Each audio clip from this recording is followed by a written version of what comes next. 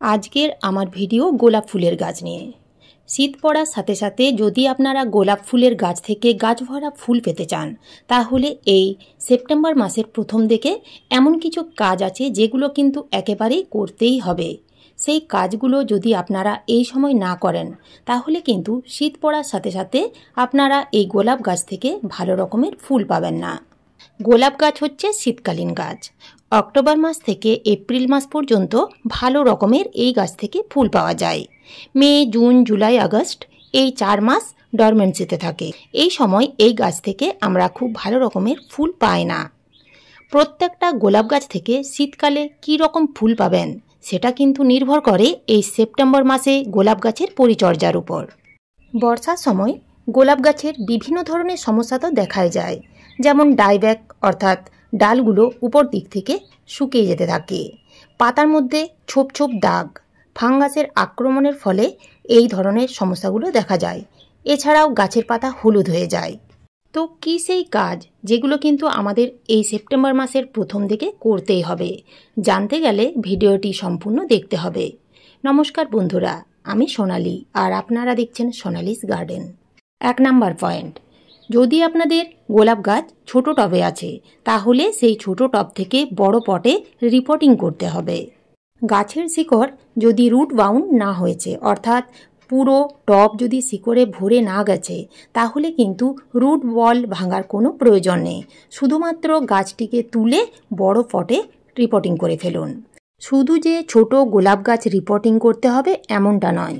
যদি আপনাদের কাছে বড় গোলাপ গাছ আছে, বড় টবে আছে, গাছের শিকড় এত পরিমাণ হয়ে গেছে যে মাটির উপরে দেখা যাচ্ছে, তো এই সময় শিকড়ে সামান্য কাটাই ছাঁটাই করতে হবে। এই সময় খুব বেশি শিকড় কাটাই ছাঁটাই করবেন না। যদি শিকড় ট্রিটমেন্ট করার প্রয়োজন পড়ে তাহলেই করবেন। যদি দেখেন বড় টব বড় পটে আছে, ঠিক আছে, তাহলে কিন্তু কোনো কিছু করার দরকার নেই, শুধু রিপোর্টিং করে দিন। এই সময় কোনো রকম গোলাপ গাছের ডাল হার্ড প্রুনিং করা যাবে না, বা অতিরিক্ত শিকড় একেবারে কাটাই ছাঁটাই করা যাবে না।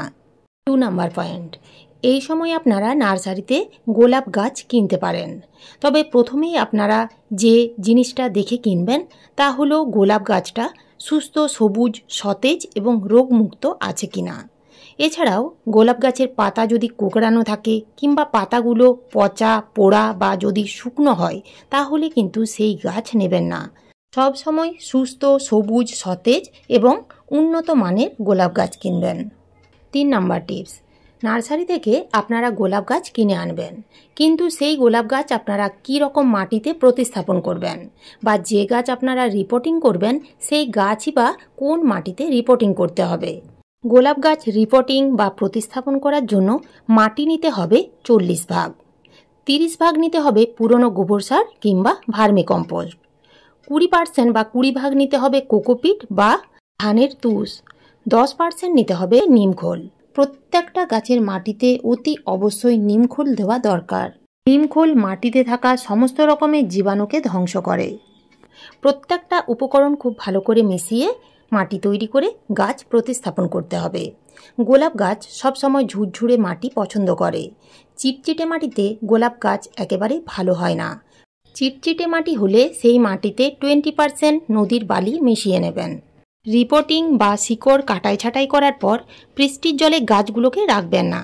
4 থেকে 5 দিন শেডে রাখবেন, তা না হলে শিকড়ে ফাঙ্গাস লেগে যাবে এবং গাছ বাঁচানো যাবে না। 4 নাম্বার পয়েন্ট, বৃষ্টির জল পেয়ে গোলাপ গাছের মাটিতে প্রচুর আগাছা জন্মায়। টবের মধ্যে আগাছা থাকলে সেগুলো তুলে ফেলে দিতে হবে।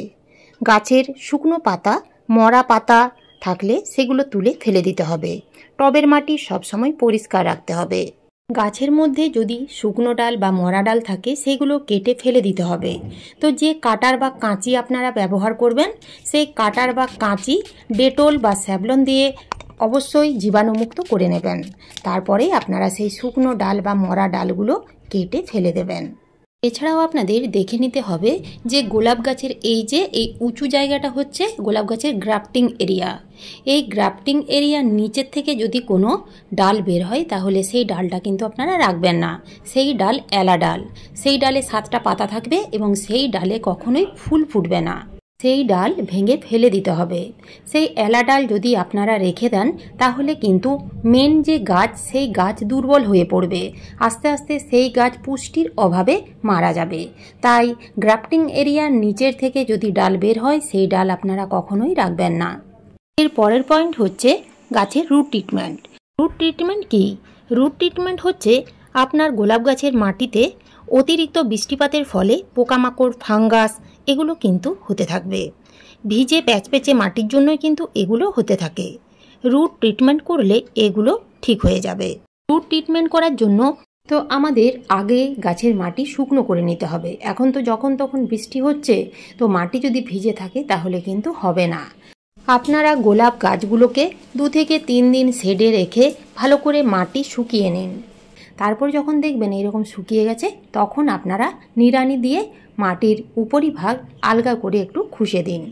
কখনো কখনো দেখবেন মাটি এইরকম ঢেলা হয়ে যায়, তো সেই ঢেলাগুলো হাতে চাপ দিয়ে এরকম গুঁড়ো করে নেবেন। একটু চাপ দিলেই কিন্তু সেই ঢেলাগুলো গুঁড়ো হয়ে যাবে। তো দেখুন মাটি একেবারে ঝুরঝুরে হয়ে গেছে।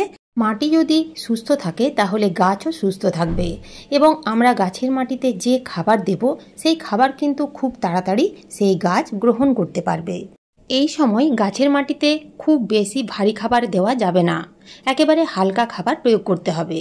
তো প্রথমেই আমরা যে খাবার প্রয়োগ করব তা হলো নিম খোল। 10 থেকে 12 ইঞ্চি টব হলে 2 চামচ দেবেন এবং ছোট টব হলে পরিমাণ কমিয়ে দেবেন। তো আমার এখানে টবের সাইজ ছোট, তাই আমি 1 চামচ দিলাম। নিমখোল যেমন গাছে পোকামাকড় দূর করবে, ফাঙ্গাস দূর করবে, তার সাথে সাথে গাছে সার হিসেবে কাজে লাগবে। এরপরে আমরা আরেকটা যে খাবার প্রয়োগ করব তা হলো হলুদের গুঁড়ো। এই হলুদের গুঁড়ো আপনারা সরাসরি টবের মাটিতেও দিতে পারেন কিংবা এই রকম জলে গুঁড়ো দিতে পারেন। 250 ml জলে 1/2 চামচ হলুদের গুঁড়ো দিয়ে ভালো করে গুলে নিয়ে টবের মাটিতে পুরোটাই দিয়ে দিতে হবে। 10 ইঞ্চি টব হলে আপনারা 1/2 চামচের থেকে একটু বেশি দেবেন। হলুদের মধ্যে থাকে প্রোটিন, ভিটামিন, খনিজ লবণ, ক্যালসিয়াম, লৌহ, ফসফরাস প্রভৃতি। তাই হলুদ খেলে যেমন আমাদের রোগ প্রতিরোধ ক্ষমতা বৃদ্ধি পায়, ঠিক তেমনি গাছে দিলেও বিভিন্ন ধরনের উপকার পাওয়া যায়। এছাড়াও হলুদের মধ্যে থাকে অ্যান্টিফাঙ্গাল, অ্যান্টিব্যাকটেরিয়াল প্রপার্টিজ, যার ফলে গাছে প্রয়োগ করলে পোকামাকড় এবং ফাঙ্গাসের হাত থেকে গাছগুলো রক্ষা পায়। গাছ লাগানোর সময় মাটি যদি সুন্দরভাবে এবং ঝুরঝুরে তৈরি করা হয় এবং ড্রেনেজ সিস্টেম যদি সুন্দর থাকে তাহলে কিন্তু টবের মাটিতে জল দেওয়ার কিছুক্ষণের মধ্যেই ড্রেনেজ হোল দিয়ে অতিরিক্ত জল এইভাবে বাইরে বেরিয়ে যাবে। এই সময় থেকে আপনাদের নিয়ম করে মোটামুটি 10 থেকে 15 দিন অন্তর গাছের কীটনাশক এবং ছত্রাকনাশক স্প্রে করতে হবে। আপনারা যদি বাজার চলতি কীটনাশক দিতে চান তাহলে নিম অয়েল বা ট্যাপগড় দিতে পারেন। আর যদি ঘরোয়া কিছু জিনিস দিয়ে আপনারা কীটনাশক তৈরি করে গাছে স্প্রে করতে চান তো করতে পারেন। সে নিয়ে আমার চ্যানেলে ডিটেলসে ভিডিও দেওয়া আছে, আপনারা প্লে লিস্টে গিয়ে সেই ভিডিও দেখে নিতে পারেন। এছাড়াও আপনারা নিয়ম করে ছত্রাকনাশক স্প্রে করবেন 10 থেকে 12 দিন অন্তর। সেক্ষেত্রে আপনারা স্যাপ বা ব্যাবিস্টিন ব্যবহার করতে পারেন। এই পরিচর্যাগুলোই এখন আমাদের করতে হবে। এছাড়াও যদি টবের ড্রেনেজ সিস্টেম কোনো কারণে বন্ধ হয়ে গেছে তাহলে সেগুলো ঠিক করে নিতে হবে। ছোট বা বড় গাছগুলোকে রিপোর্টিং করতে হবে। রিপোর্টিং করার জন্য যেভাবে মাটি তৈরি করতে বললাম সেইভাবে মাটি তৈরি করে আপনারা রিপোর্টিং করুন। এই সময় কোনো রকম ভারী খাবার দেওয়ার প্রয়োজন নেই। এই সময় আমরা কোনো রকম গোলাপ গাছের ডাল কাটাই ছাঁটাই করব না। নিয়ম করে ফাঙ্গিসাইড ব্যবহার করতে হবে, পেস্টিসাইড ব্যবহার করতে হবে।